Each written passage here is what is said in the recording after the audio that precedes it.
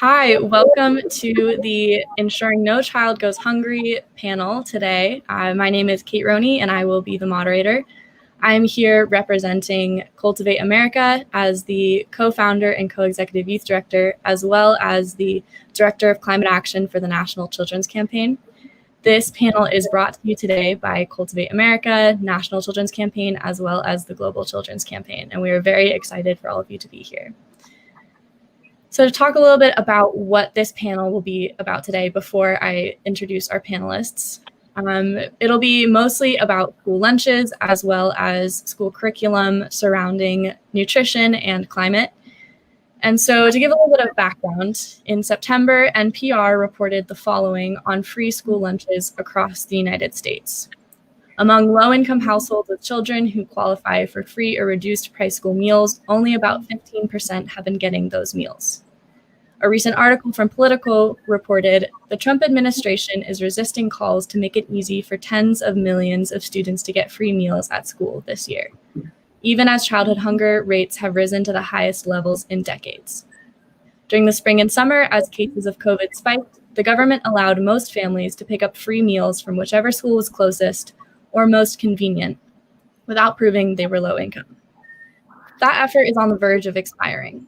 Currently, school systems are pushing the federal government to continue the free meals program through the fall. So far, President Donald Trump's Agriculture Department isn't on board with an extension.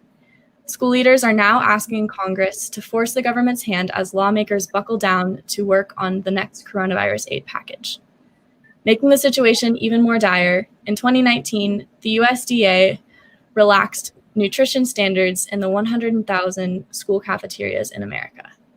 Today's panel takes a look at school lunch programs and their impact on food insecurity for students and their families, and also how best to have an impact on these changes and bring nutrition and climate education into the mix. And so joining us today, we first have Larissa Karen from the Los Angeles Unified School District, who is a middle school science and health instructor. We also have Crystal Aradha, who is the Senior Director of Programs and Policy from the National Farm to School Network. Next, we have Lori Stradley, Chief Program Officer for Alliance for a Healthier Generation, as well as Jerome Wiggins, who is the Director of Educational Programs and Partnerships for the Jones Valley Teaching Farm. And last but not least, we have Lauren Newman, who is the Youth Entrepreneurship Cooperative Program Manager of City Blossoms. And so now, starting off with Jerome, would you like to introduce yourself briefly? Just take about a minute or so and talk about who you are, and introduce yourself and the organization or who you are representing today. Well, greetings to everyone. My name is Jerome Wiggins. I am the Director of Educational Programs and Partnerships for Jones Valley Teaching Farm. We are a nonprofit located in Birmingham, Alabama, strategically working with our largest school district in our city, Birmingham City Schools. What we do, we basically run a program that focuses on nutrition. We're in 6 local schools. We have a curriculum that we call Good School Food, where we offer kids an experiential, just a marvelous experience on our site focused on nutrition and healthy eating. Thank you so much. Larissa, would you like to introduce yourself next? Sure. My name is Larissa Karen, and I'm a science and health teacher for Los Angeles Unified School District. We are a really large district, and we do represent a large portion of low-income students in our district. We have over 80% of our students in the district as being low-income students and falling below the poverty line in our district. Thank you. And Lauren, would you like to go next? Sure. So good afternoon, good evening, depending on where you're tuning in today.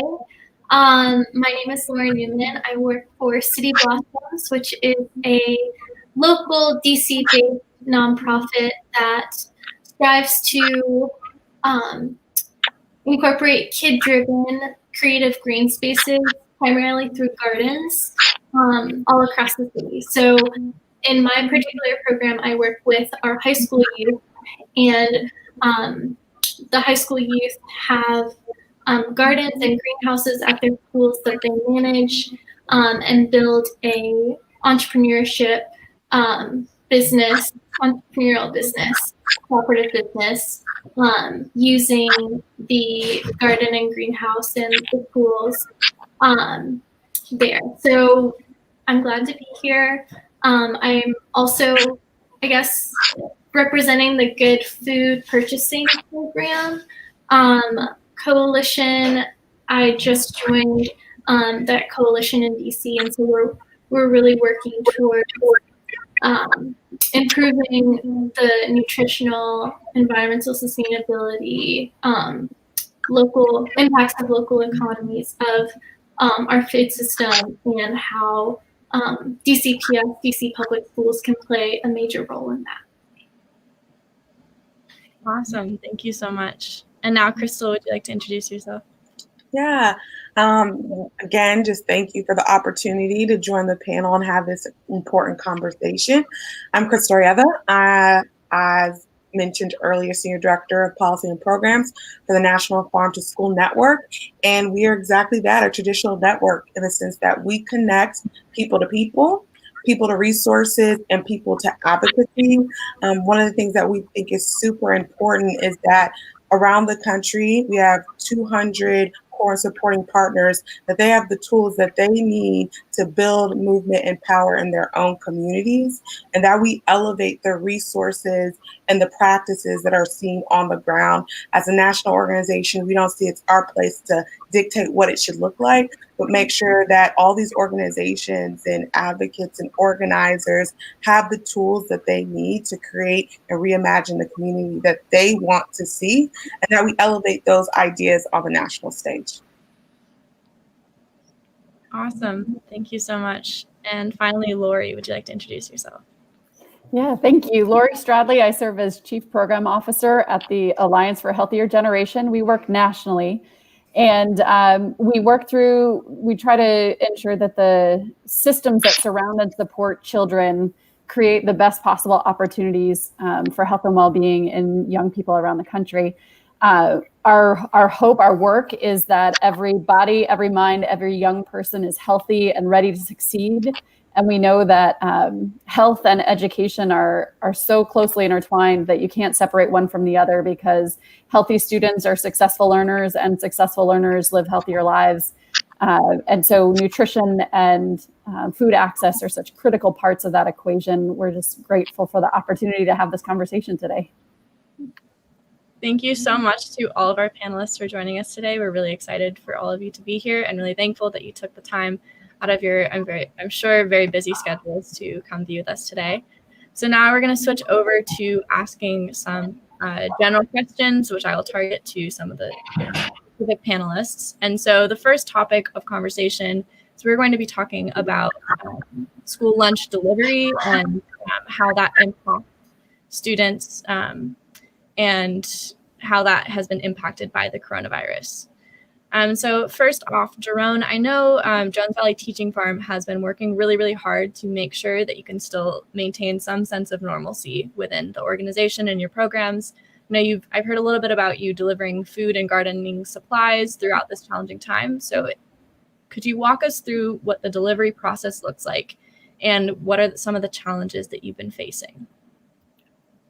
So again, greetings, everyone. So for us, of course, March 13th of this year, the world of education changed. Everyone had to come out of the schools.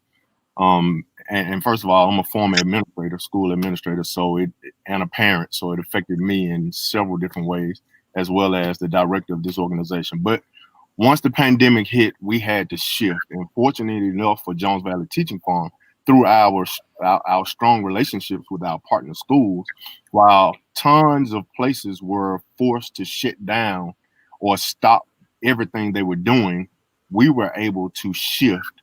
We gained permission from our county officials as well as our school district officials to continue working on our farm. So we shifted from part education and part operations to full-time farming on all six of our sites.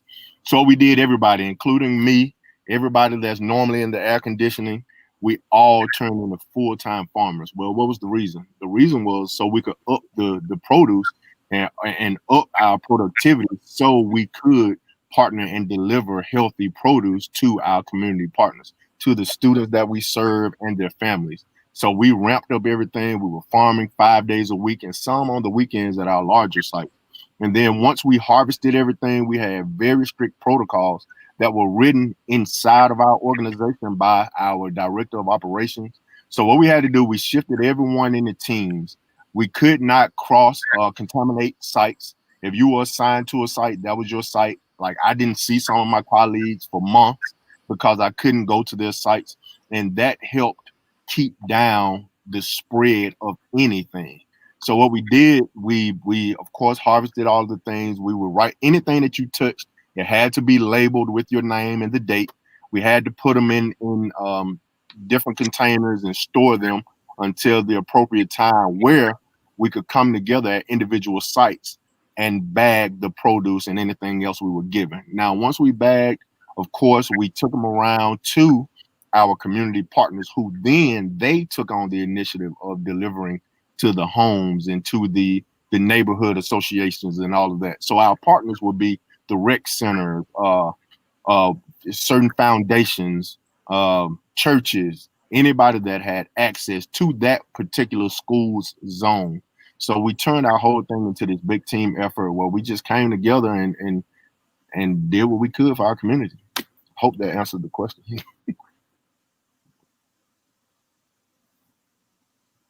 I can't hear you. I forgot that I was muted. Thank you. I just want to say thank you so much for all the hard work you're doing, especially kind of, flipping full force into farming and really you're doing all that you could to make sure that your program and the students that you support through your program were still getting everything they needed. That's really inspirational and really speaks to how strong and how amazing your organization is. So thank you so much for sharing. Thank you. And next, I'd like to flip it over to Crystal. And I want to ask you a little bit about how has the network and the community that your organization serves and works with, how have those been impacted by the coronavirus? And also, how has the ability for these farms to provide the fresh and healthy food been impacted? And how do you think that's impacted or affected the kids that are used to receiving that food? Yeah, I think just echoing the sentiment I think we all feel, right? 2020 has been a year where nothing has been the same, and everyone has had to reimagine how to serve our community, us at the national level and our partners locally. And what you've seen is so many different ways of operating and some ideas that hopefully can transform how we do things moving forward. So you've seen some schools where you had the bus drivers driving to deliver food in the communities. And even for some localities, as they have opened up or if they stayed closed, but they didn't want their school to be a site any longer, one of the options, if you couldn't drive to the school, and there was an issue with the last mile, then you had a schedule. And so if your bus came into your community at this time, the same way you would go to your bus stop, the bus stop to go to school, you'd go to the bus stop to pick up food. You saw some innovations around creating a mobile pantry or mobile farmers market, where instead of, again, having to go directly to the school for the fresh produce, they built a system that was environmental friendly, built on a bike system, had a cooler built into the system, and then allowed them to actually go into the community at different locations. That's one of the projects we actually funded with our mini grant program with COVID relief. I think that for producers, again, you saw that the market shifted and you had a lot of producers that need to find a way to immediately get their produce to consumers.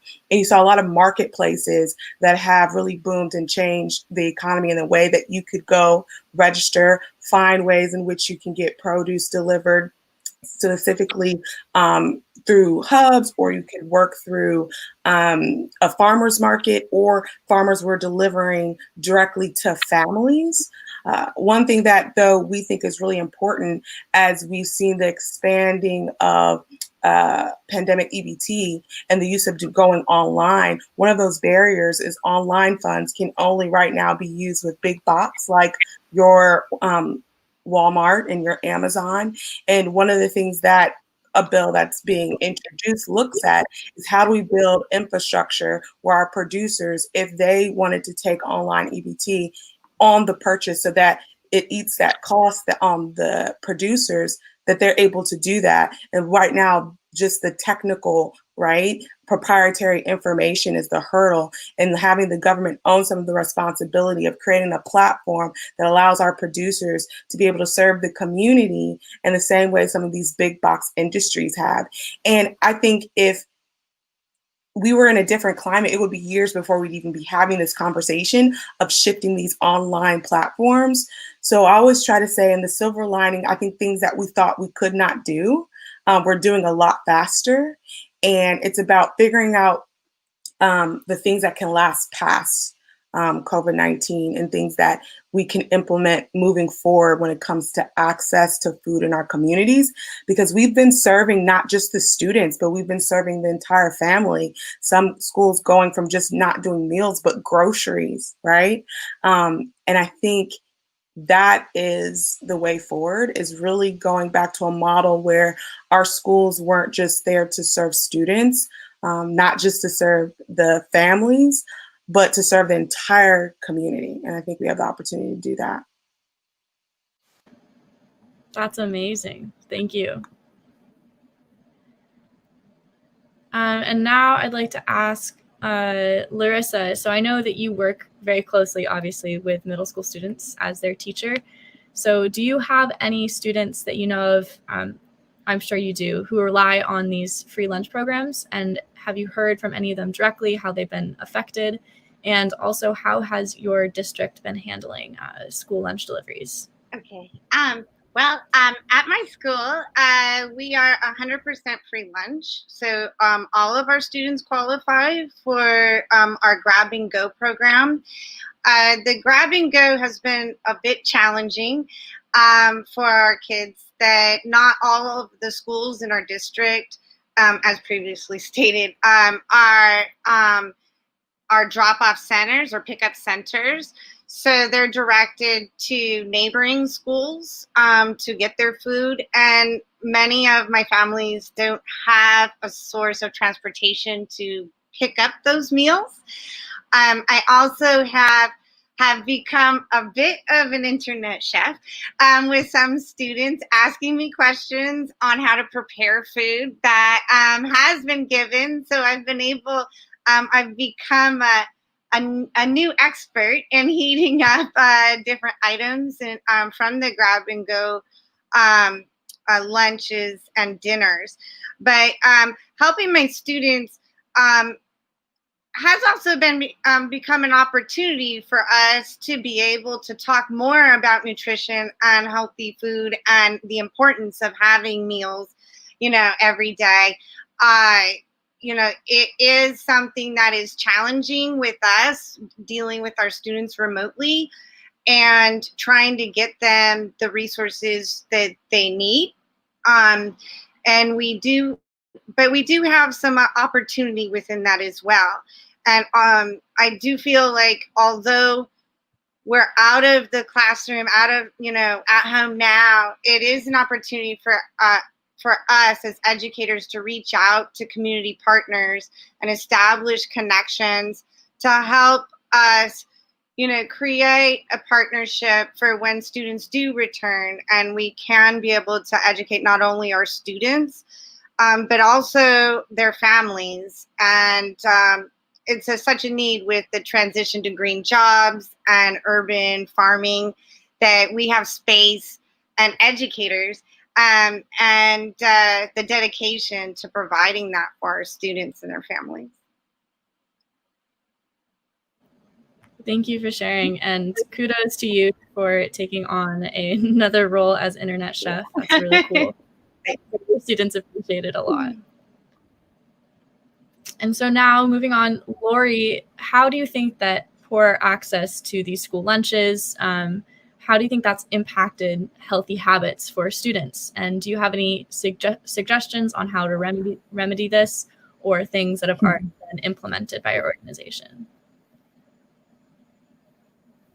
Thanks. I appreciate hearing all these stories. I think that's one of the best things that we all have the opportunity to do is lift up the successes, because none of us have been through this before. And there's so much innovation going on around the country that we can really take this time to learn from each other and share a lot of information. As I mentioned before, just talking about the philosophy at Healthier Generation, the mind and the body are so connected. And with this huge amount of stress right now, people's basic needs aren't being met. People aren't feeling safe. They're not having access to good, nutritious food that helps them feel strong and well. They don't often have safe places to be active or be socially interactive. And it's all swirling together just to make a really difficult time for making healthy choices. We know that stress hormones affect a lot of the ways that our bodies function. So it's really difficult from a stress perspective to make good choices.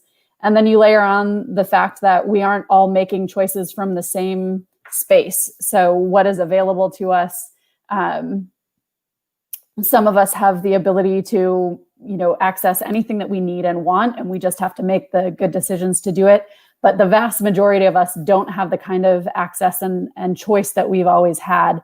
And we know that there's a disproportionate effect on choice depending on your zip code, depending on the neighborhood that you live in.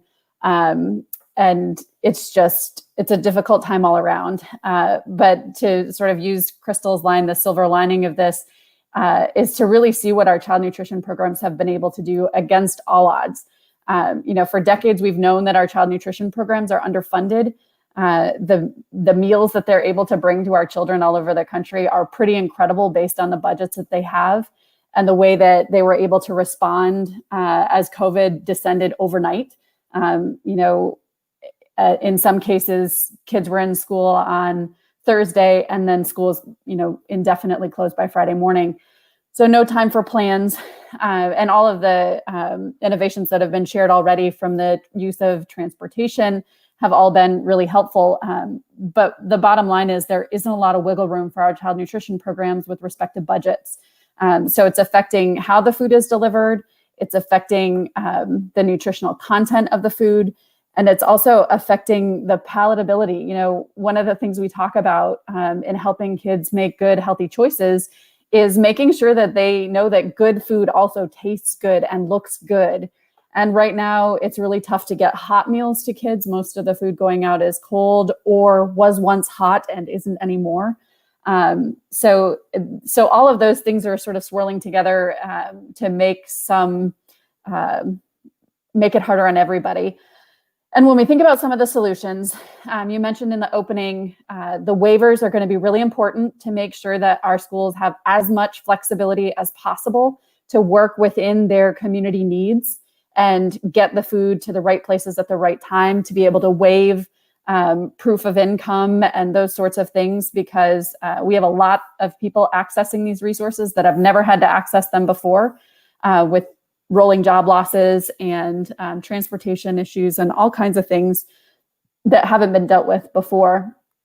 So really advocating for those waivers is important, and it's having a positive impact. They are hearing that those waivers will be helpful.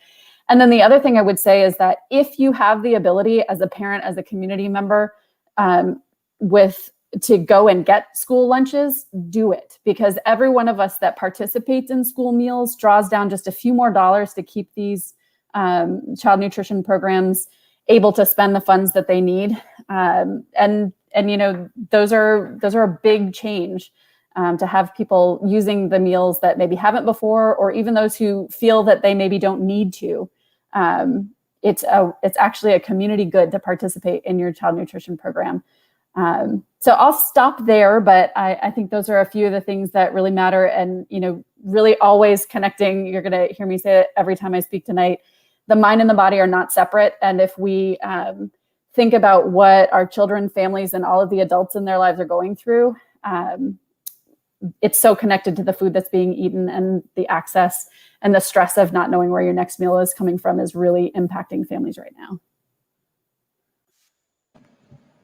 Yeah, thank you so much for sharing your experience and what you've been doing in this exceptionally trying time for everyone. But as you mentioned, it's stressful for everyone, but it doesn't impact everyone in the same way or with the same severity.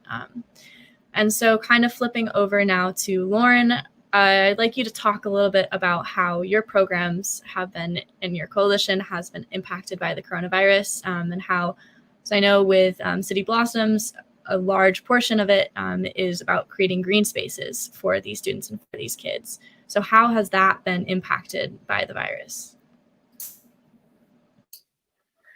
So we've really had to pivot and pivot fast when school is closed. Particularly with my programming, I worked predominantly with 2 high schools in DC. One high school on Capitol Hill, and then the other high school over by U Street. That probably means nothing to people that aren't from DC. But I was actually born and raised in DC, so it means a lot that I'm back in my city and contributing to my community. But essentially, when schools shut down, we lost access to our gardens, or at least part of our gardens. Our garden at Eastern, I checked it out like earlier this summer or earlier this fall, and it kind of needs a complete rebuild because all of the weeds took over the space. We weren't able to do any maintenance, and that was like a major source of the students' business, being able to harvest and conduct a CSA within their school. CSA is community supported agriculture, and have those foods go to farmers markets. A lot of farmers markets weren't functioning the same way this summer. So when we had to adjust to COVID, we really kind of took the spin of we do still have these really incredible spaces, the ones that we do still have access to. Let's try and grow as much food as we can and donate it to local food banks. So and we also participated in some mutual aid efforts as well. But now that we are in fall programming and more fully embracing a hybrid model, we have been encouraging youth who live close to the gardens that we do have access to come out to those gardens and participate in our programming. And a lot of our programming is centered around just like free play and exploration. And so, I mean, just hearing the students reflect on being in the gardens and how much of a relief it is, just like mentally, to get a break from the screen, that to me is like, okay, this is the importance of green spaces in urban areas. And it's also, we also have a policy where if you help, you harvest. So all of the youth that come into our spaces are encouraged to take produce home. And so that's another source of free, fresh produce for them and their families. But it has been difficult to kind of offer the socially distant experience in the gardens. And so we've been trying to also accompany that with virtual activities that are encouraging students to get more involved in the advocacy and food justice, because DC in particular, you see a lot of disparity when it comes to food access on one side of the Anacostia River versus the other. So we have a huge concentration of grocery stores in wards 1 through 6, and then wards 7 and 8, also our poorest neighborhoods, poorest wards in the city, only have access to 3 grocery stores split between those 2 wards. So there is this great disparity that a lot of the students are experiencing firsthand. And so we're trying to figure out ways to, even though they aren't of voting age, they still have a voice, and we're encouraging them to use it. Thank you so much, especially I'm sure since having access to those spaces is such a key part of what your organization does. I'm sure that was really hard, but I'm really happy that those students are finally able to get back into those green spaces. So I know for me personally, I am very, very lucky to live very close to parks in the area that I live, and I don't live in a very urban area. And I know if I did not have access to some sort of outdoor spaces and have a way to get out and off of the screen easily, it would be extremely, extremely hard. So thank you for what you've been doing.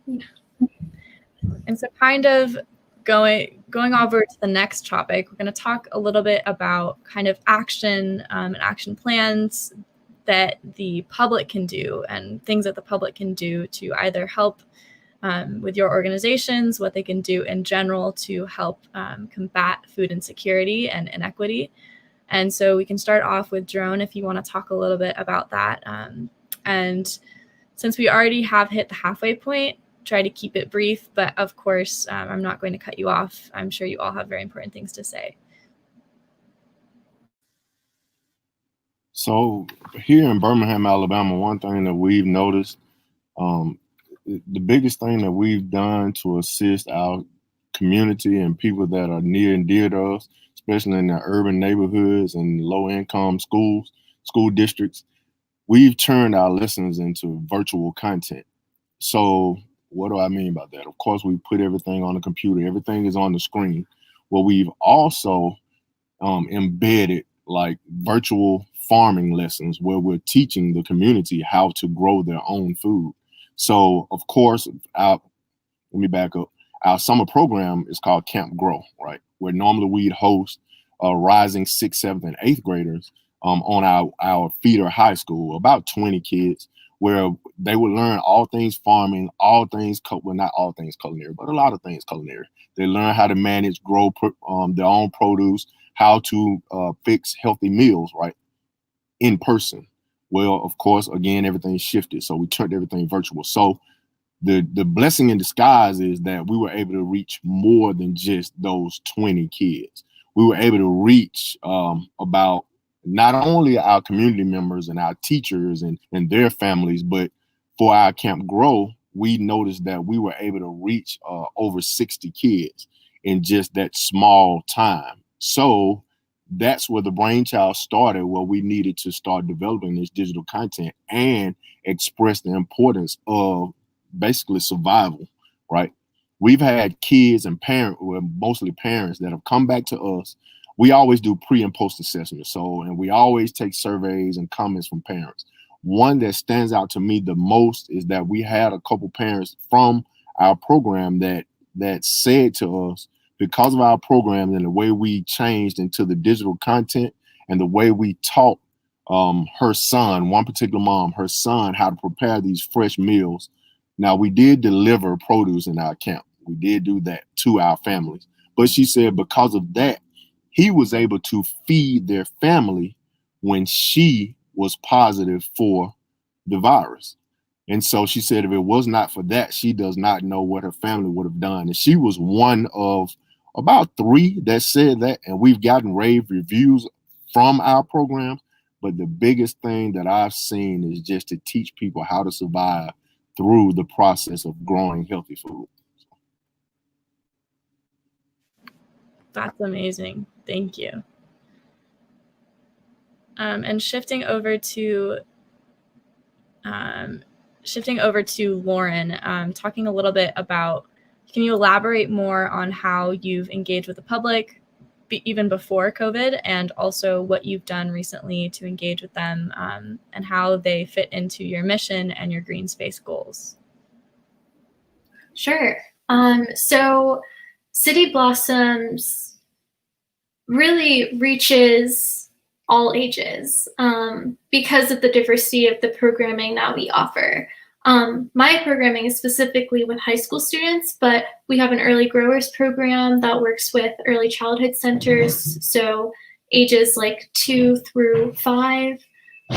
We have community green spaces that are completely managed by City Blossoms as an organization, and we have 4 community green spaces dispersed across the city where we do open time drop-in hours where anyone of any age, we see senior citizens coming in, we see little babies with their young parents, we see middle schoolers running over from the rec center, and of course we have the high school program that focuses more on entrepreneurial skills development.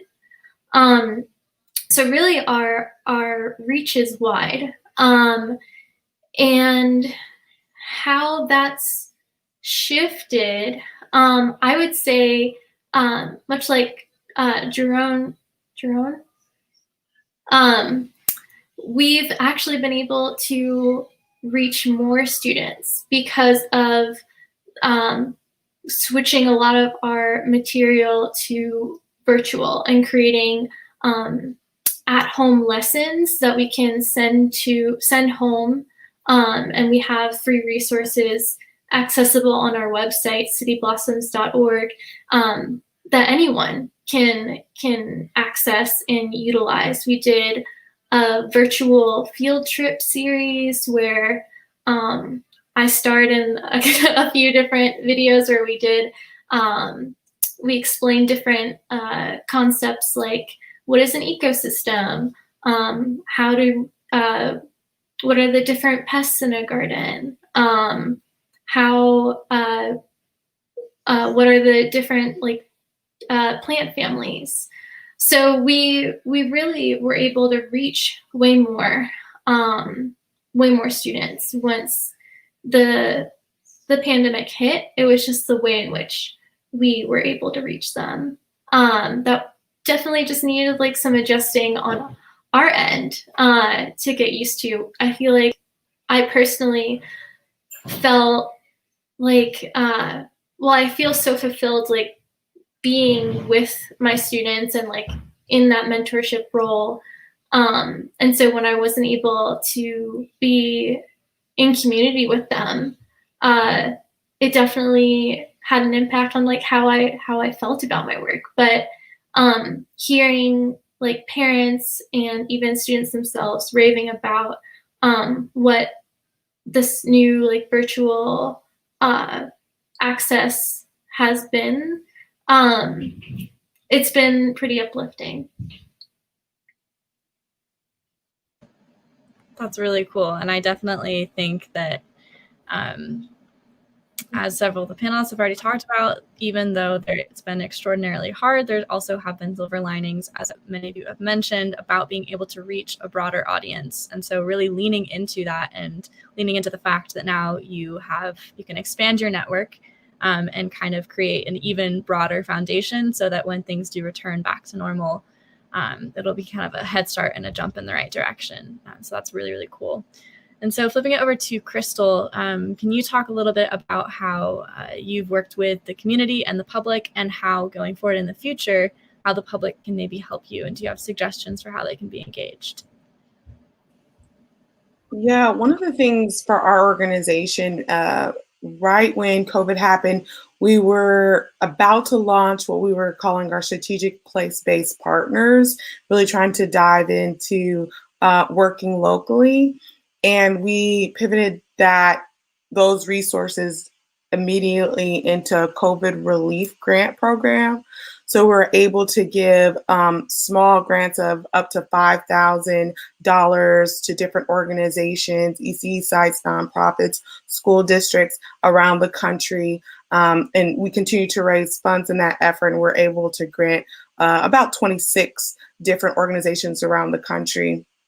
And we really looked at making sure we didn't want to dictate what the resource needed to look like, but we really wanted to say, use these funds to meet whatever the need is for your community. And so for some of those programs, we're focusing on garden education, building gardens in the backyard for different people, free, no charge, teaching them how to do that.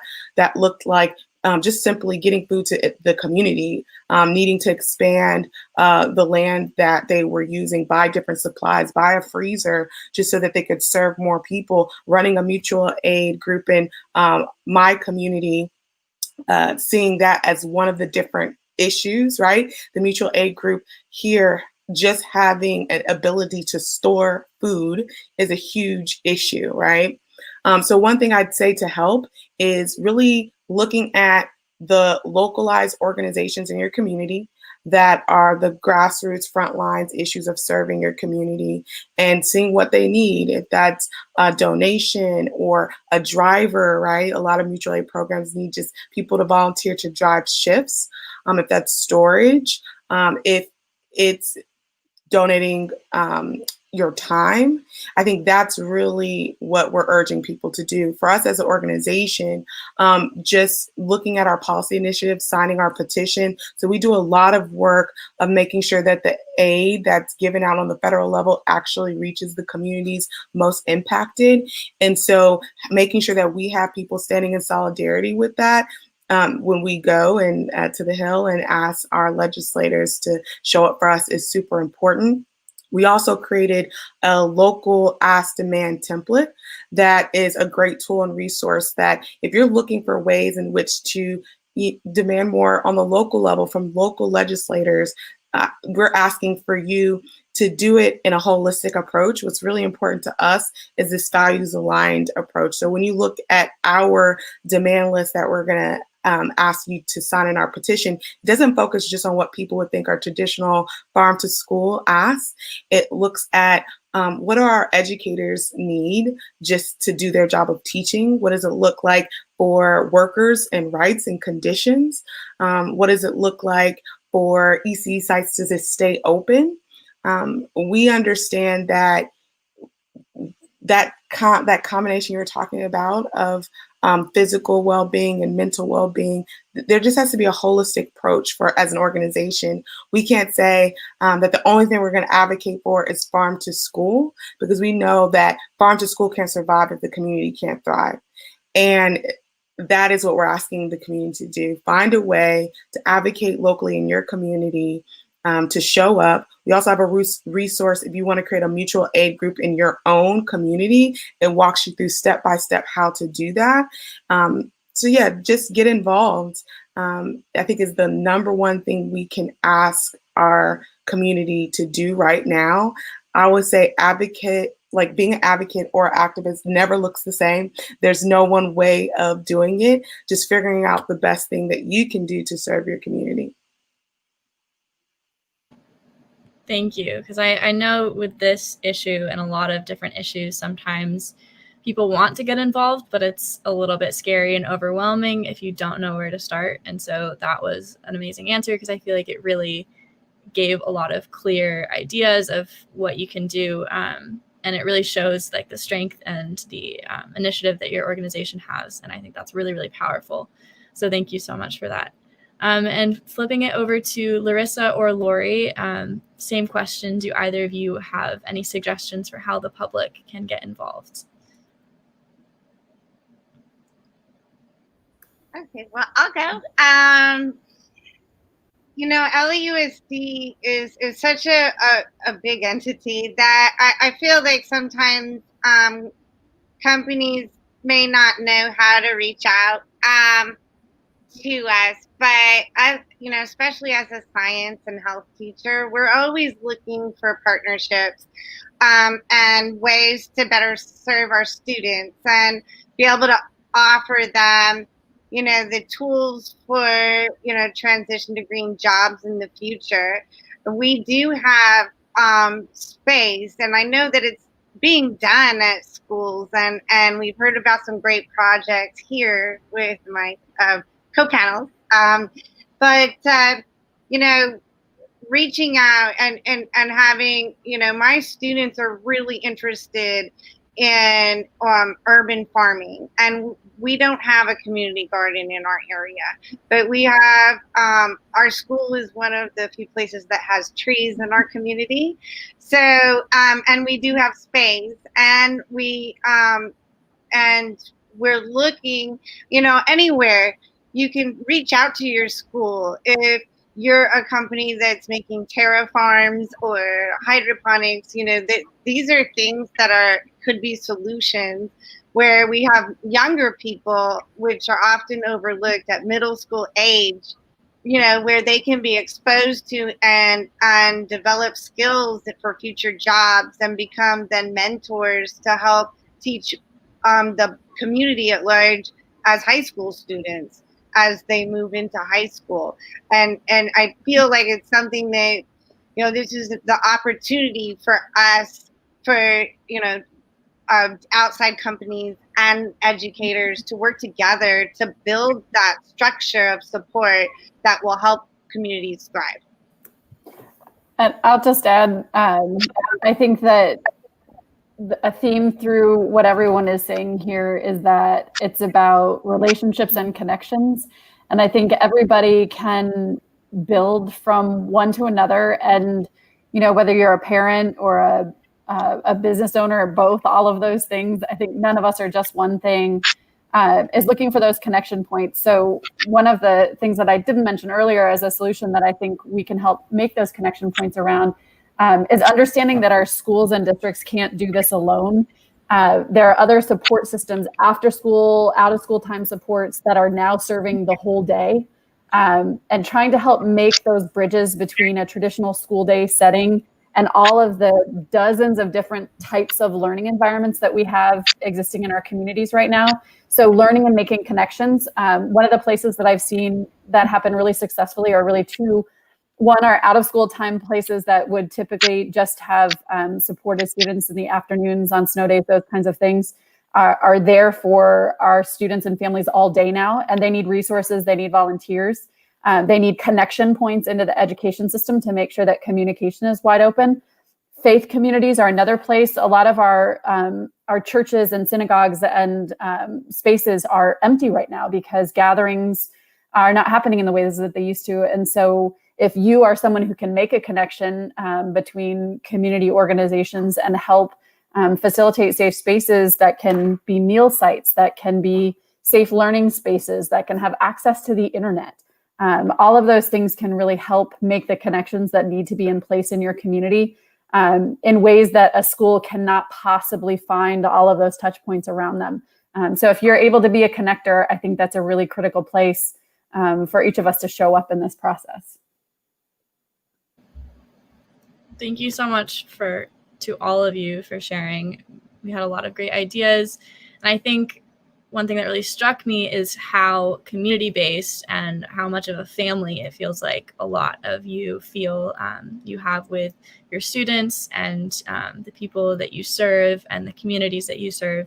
So I think that's really powerful. And I think it's great that it seems like it's all very positive, as I'm sure there have been really, really hard times through this. What struck me is your optimism and how determined you all seem, and that you figured it out. Not everything, obviously, no one has everything figured out, but you've made do and you've kept pushing and you've kept doing your best to help the youth that you serve. And I think that's really, really impactful and powerful and very important. And so now we're going to talk a little bit about school curriculum and whether you think it should include education about nutrition, which a lot of you have already spoken about. That's something you already work towards. as well as how does food and agriculture impact climate in your opinion, and how can you tie education about that back into the work that you're doing? So Jerome, do you want to start us off again?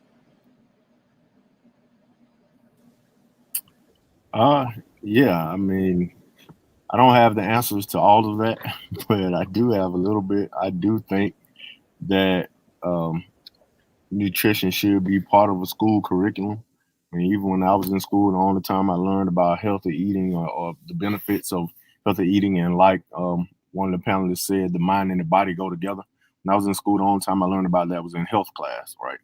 And once I got on Jones Valley Teaching Farms board, I actually became affiliated with JVTF when I was a classroom teacher. And then I went on a field trip, and that was my first experience. And it was like, I just went back, and I remember telling my principal how engaged my students were, and how they could transition that stuff back to their homes, and how even just that knowledge can change the school's climate in the mornings. Like, because I worked in, of course, in a low income area, and it was a really rough school to start out.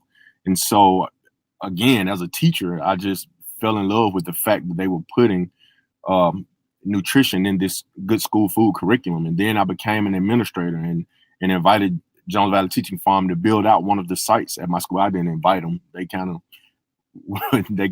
got permission from the district at the time to come into my school. I was just fortunate enough to be at one of the schools that they built out one of the sites and implemented the good school food curriculum. And then I was fortunate enough to come on board as a board member and then the director of educational programs. So with all that being said, I've seen the importance of nutrition in school curriculum from several levels. And now as a parent of two young students, a fourth grader and an eighth grader, and I see how they take on the initiative of watching what they eat and talking about it in schools. And whenever the conversation comes up in school, and of course now I'm seeing exactly what's going on in school because I'm sitting next to my kids while they're on this virtual platform. But I'm hearing their conversations changing. I'm seeing when they're fixing their snacks and talking to their friends about what they're putting in their bodies. And my son is a pretty good athlete. And once I came on board with Jones Valley Teaching Farm, I could see his whole demeanor, thought process, and his body changed. And I attribute a lot of that to his knowledge of nutrition. So like he's gone to, we have Zoom meetings with one of his teams all the time. And one of his presentations was wrapped around healthy eating. So I just think that if that was embedded in every school curriculum, like we do with our good school food, is cross-curricular. If that was nationwide, I mean, it could go as far as we want it to go, right? It could change as much as we would allow it to change. I could go on for days for that, but we're short on time. So that's it. Thank you. And I think that really, like, talking about your experience with your son and how that has really, nutritional education, how that's really transformed your life and his life. I think that's a really, really powerful testament to how impactful and important nutritional education is. And so, Crystal, do you want to talk a little bit about your ideas and your viewpoint on nutritional education? Yeah, I think that it is a critical part of the process, right? Especially for children. As they're younger, they just absorb everything, right? They're open to trying new things. And that's when a lot of habits are formed. So I think it's really important for us not to just say, eat this, it's good for you, but really just talk about the whole process, really weaving it in to more than just like the nutritional value, but the science, the agriculture, the environment. There's so many opportunities, even looking at trauma-informed practices when you look at gardening programs and how right now with isolation and the racial tension in the country, there's such an opportunity to look at what we're doing around garden programs, around nutrition education, and don't look at it from just one lens and it can only address one issue. And I think too, what's so important for us advocates as we talk about making sure that holistically, right? The community and these children have the opportunity to have these different habits, that we just don't stop the conversation at the education around nutrition, because I always tell people having the knowledge to make a choice doesn't mean they have the access to the choice. And if we don't talk about access to food outside of just the school, right? Grocery stores, if we don't talk about the price of food, and how healthy food is more expensive because it's seen as a luxury product. And even if you have fast food restaurants where a salad is more expensive than a dollar menu cheeseburger or chicken nuggets, I think we just have to make sure that we're having a holistic conversation and approach to it. But I think making sure that we add nutrition is key, but then making sure that we understand there's so many other things that we can be using this curriculum to address than just nutrition standards and just habits around eating. The possibilities are endless. And then when you engage a child in learning about all of these different things in a different way than just the book, but hands-on, there's a real opportunity to expose children to even a different possible what you could do for a living. There was one program that we were talking with a program that focuses on gardening and farming, actually, and works predominantly with children of color. And what was so important, she talked about breaking the stereotype of, especially for Black children in this country, that their relationship to agriculture is through slavery, and changing that narrative that the culture and the relationship with agriculture was way before people were brought here and indentured as slaves. It breaks and creates an opportunity for agriculture in a different way, because you're addressing that there's this other trauma people are holding that might not allow them to look at agriculture as a profession because of what it's tied to for the history and the lens that they have. So I think there's just so much opportunity for nutrition and agriculture and gardening to be used in so many different ways in our curriculum and in school system. Yeah, thank you so much for sharing your viewpoint on that. That was really, really powerful. And I think especially for me, talking about education and action and pairing those two together, I think that's really important. So I work a lot around climate action. And one of the key things that we really, really try to enforce, especially with an organization I'm involved with called Schools for Climate Action, is that when you're teaching about climate education and climate change, if you're teaching about these key issues, it's not just enough to talk about the issues and to educate the children about them. You have to give them the tools and say, here are these problems, and here's how you can engage, here's how you can fix them. Obviously not placing the entire burden on youth, as sometimes adults are apt to do, especially with the climate crisis. But really making sure that they feel educated, but also empowered, and they don't feel overwhelmed by these various issues that people are facing. So I think bringing up that point was really, really, that's a great point. So thank you so much. And kind of swinging it back over to Lauren, talking about nutritional education for you and also climate change and how those kind of intersect. And we are running pretty short on time, so I am sorry, but if you could keep it brief, that would be amazing. Thank you. Yeah. I mean, I feel like when I think about this topic and how we need to be drawing the connections between economic justice, social justice, environmental justice, they're all so interwoven. And I feel like, Crystal, you said that so well that I'm not even gonna go there. But I think that specifically when we connect it to something that we all participate in eating every single day, it's so tangible and something that we all incorporate into our daily routines and habits, that like when we start there, it can have such an important ripple effect. And I'm gonna recommend this book. It's called Drawdown, the most comprehensive plan ever proposed to reverse global warming. And this is kind of like my Bible. And if you read the section on food, just switching to a plant-rich diet could have it's like the number 4 potential in reducing CO2 emissions globally.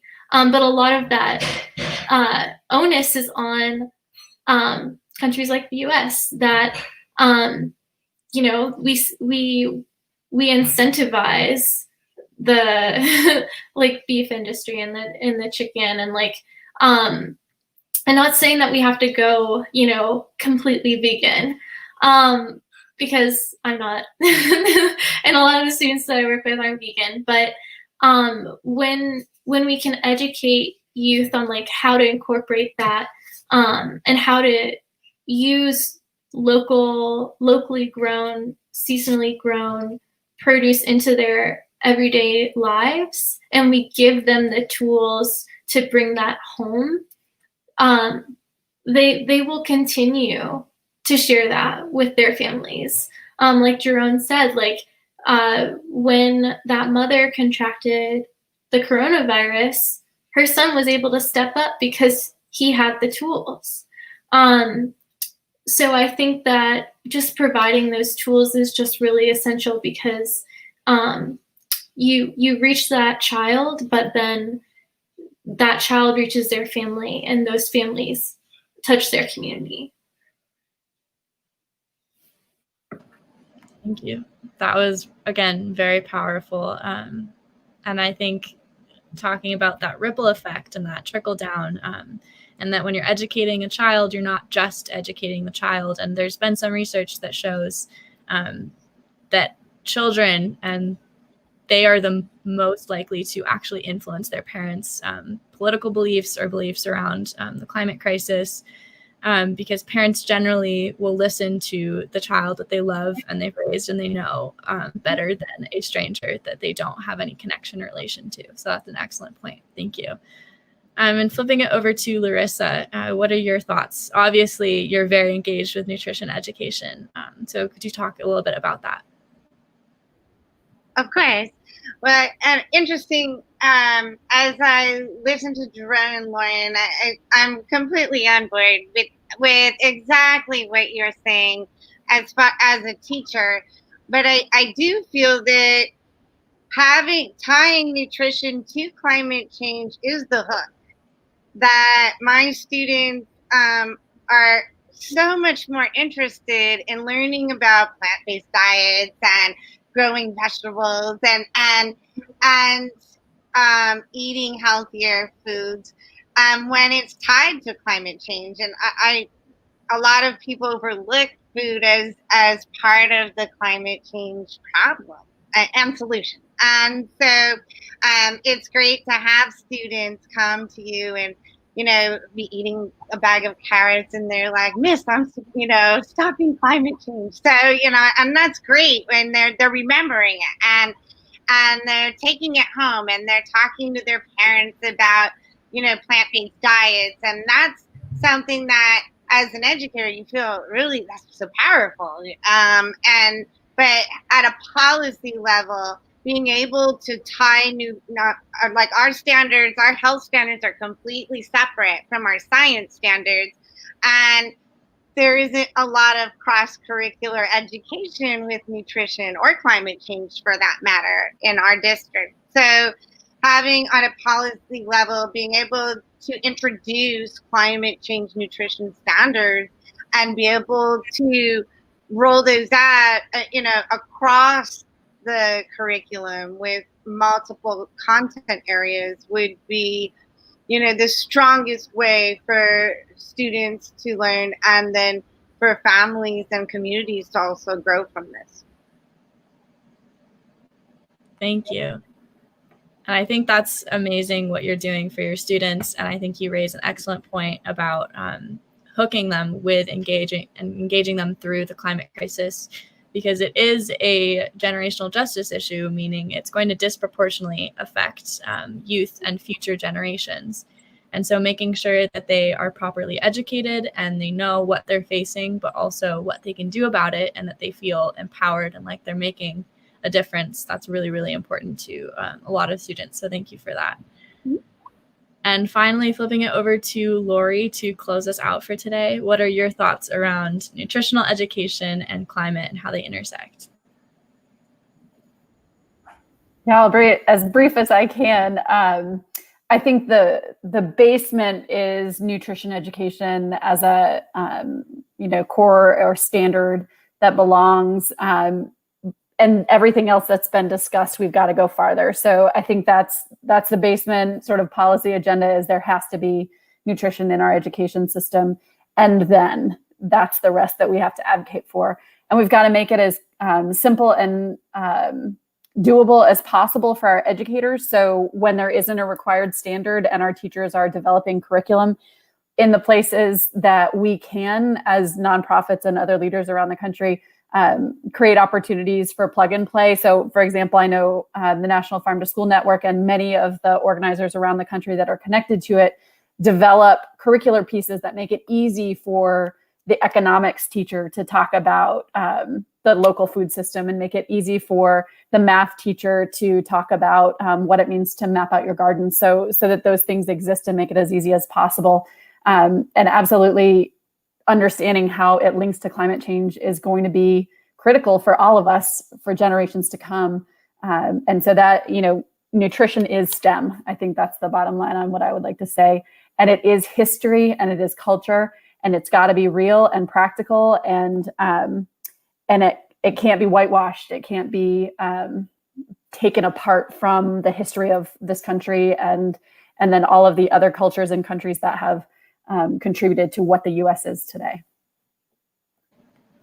Absolutely. Thank you. And I think that is a great note to end on, about there's always more you can do. There's always more boundaries you can push. There's always more change that you can create. So thank you to all of our panelists today. Thank you to Larissa Karen from the Los Angeles Unified School District, Crystal Uriata from the National Farm to School Network, Lori Stradley of the Alliance for a Healthier Generation, Jerome Wiggins from Jones Valley Teaching Farm, and Lauren Newman from City Blossoms. Thank you so much for being here today. We will post the recordings of this panel on both the National Children's Campaign YouTube and the Cultivate America YouTube. So if you want to share those, if any of the viewers want to share those with anyone, that would be amazing. If any of the panelists want to share those with people who aren't able to make it live today, feel free to do so. Once again, thank you so much for all of your powerful words. This was an amazing panel. It was lovely to meet and work with all of you. And good luck with all of your continued endeavors. Thank you. Thank you all. Thank you.